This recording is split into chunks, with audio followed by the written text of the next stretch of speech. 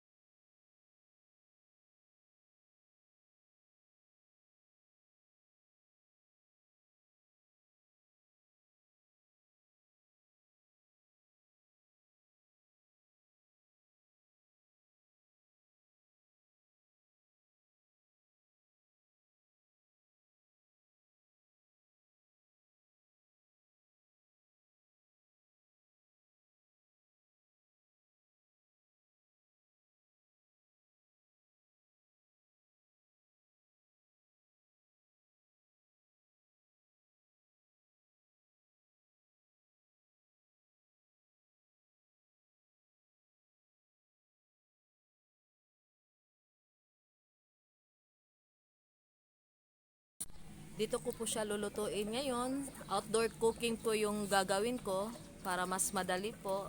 Tara na po, simulan ko na pong magluto po. Simple lang po ito kung paano gawin. Unang-una po yung butter po natin. Ay, napalakas po yung ano namin. Okay lang po yun.